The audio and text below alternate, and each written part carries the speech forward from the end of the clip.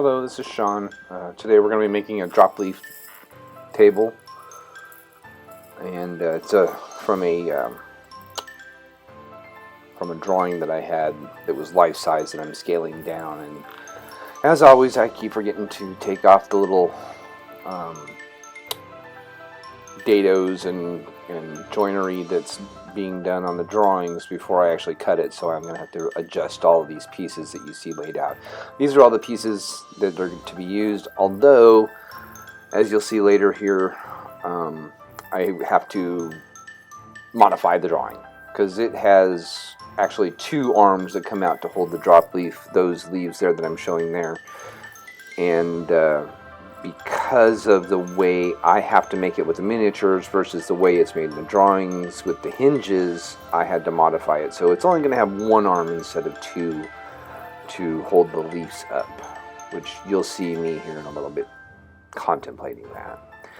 Right now, those strips that you're seeing me cutting there are what's going to be holding those arms on for the drop leaf, as well as the hinges for the support arms and the drop leaves themselves. And you probably saw me doing that piece twice, and the reason I had to do that one twice is because when I first put it on there, I set it to the very front flush with the edge, and I needed to move it back so that I could attach those arms to it. So anyway, here I'm just gluing them all in place.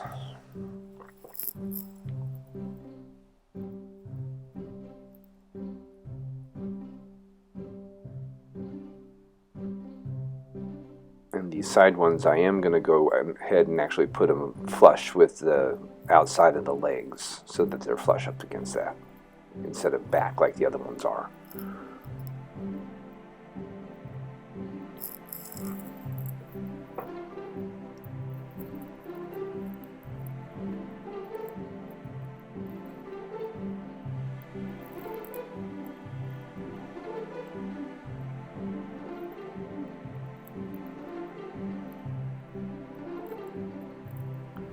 And there's the basic table.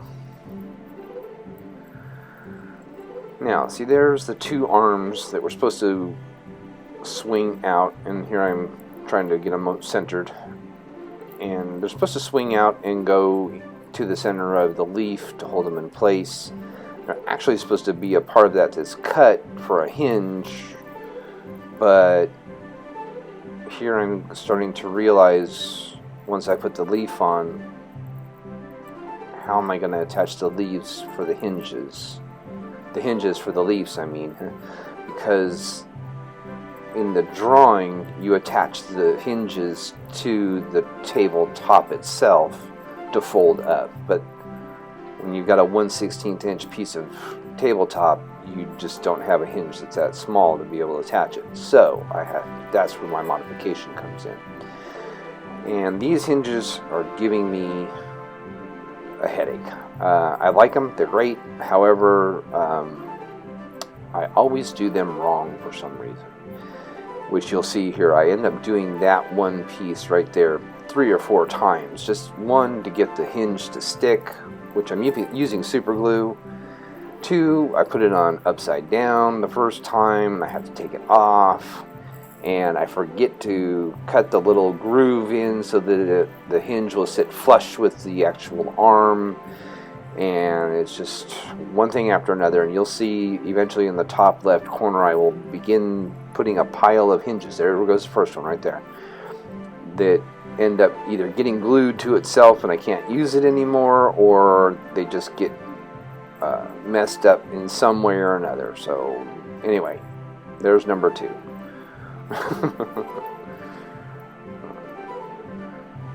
But eventually it works. That what I was opened up right, that little box was baking powder or baking soda. I was trying to get it to stick better, and I eventually have to peel that all apart here, which you'll see. I go through about 6 hinges before I finally get them all to work.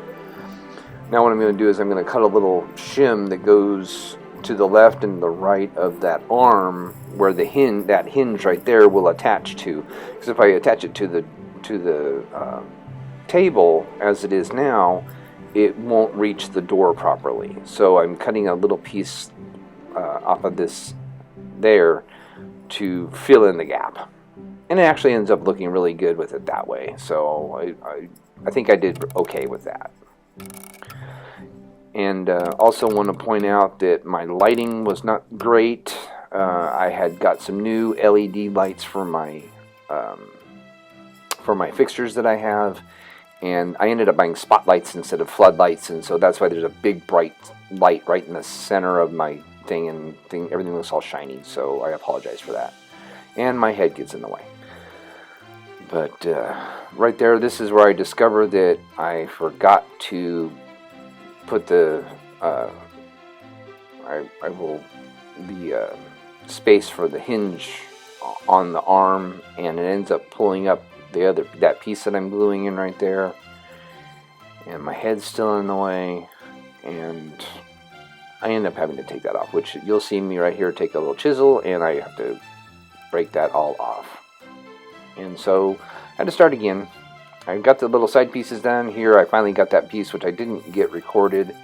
Got the little notch cut in it for the hinge to lay flush, and got that all finally glued up. You can see there's 4 hinges up there in the left corner that I messed up on. They're frustrating. So, and then I ended up gluing those 2 pieces that go on the left and right of that arm there on before, and so I have to pull up the one edge of it so that I can fit the hinge underneath. Frustrations. And the other side goes a lot smoother than this one does, so I ended up having to pull that one off. I finally got it glued in place. I'm checking to make sure it's going the right way, that it's sitting flush, and now I'm going to glue the other arm on to the other side and making sure it's centered, cutting the pieces to fit. And like I say, I learn from my mistakes and I go on, and this one gets done properly. So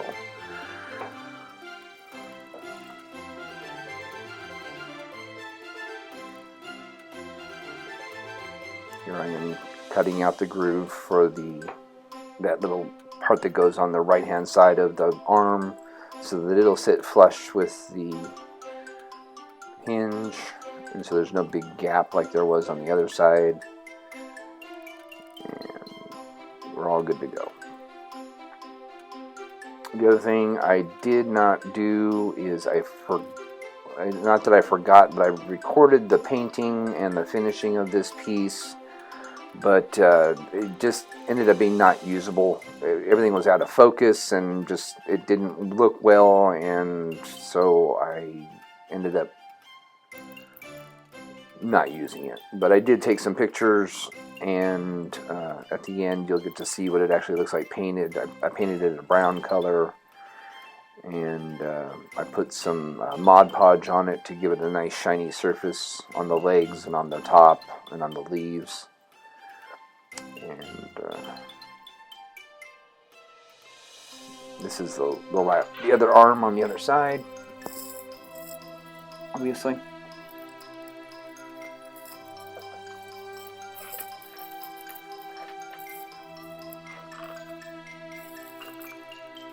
Now, for the leaves themselves, here I'm sanding them to make them nice and even, and you'll,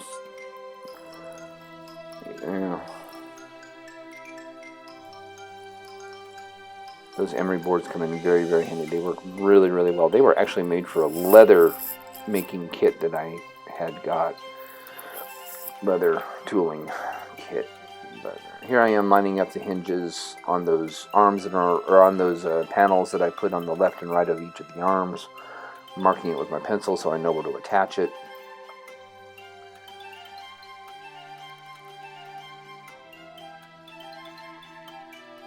And good old super glue. These ones I did not notch to make them flush because it didn't need to be. I'll just say that. It didn't need to be flush on these. If I had notched it, it would have been off by that thickness of those hinges.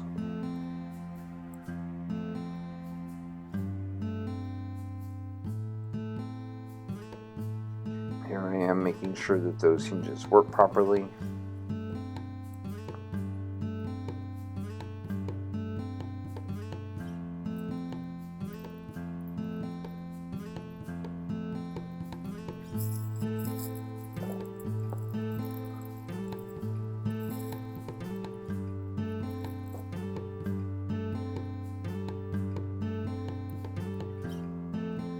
Here I'm setting up the other camera to get an angle, but that camera just didn't work. For some reason, nothing came out. It came all blurry and fuzzy and dark and everything else. I don't know why, but cameras were not working for me very well this time around.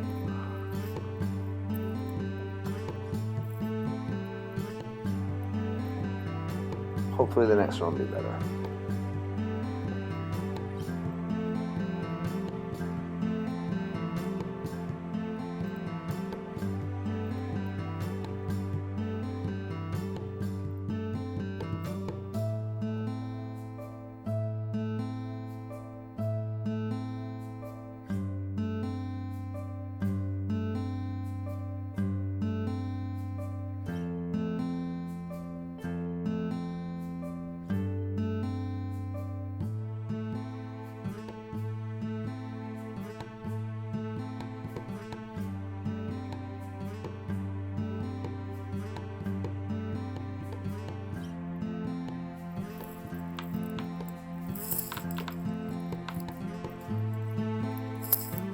Here I'm cutting a couple little squares to act as stop blocks for the arms so that they don't go too far out. And I'm just going to glue them in place with some white glue, tacky glue. And that little device that you're seeing me making those little measurements, that's a little sanding pen that I made. And then there's my sanding Q-tip. I'm making some finger holes so that I can catch those arms better, the locking arms better. But that sanding block is really good. It's take a piece of wood and cut it to a real fine point, and then you take a strip of sandpaper and wrap it around it, and it's got a groove on one side of it, on the reverse side, and then I use that pin right there, the head pin, stick pin, whatever, to hold the top of it down there. You can kind of see it pretty well right there on the right side. And it works pretty good. It works really good at sanding down. And anyway, there's the finished table. Well, unfinished finished table. I just need to paint it, and here in a minute you're going to see some pictures that I did of the, after painting. So, hope you enjoyed this video, and have a better day, as I always say.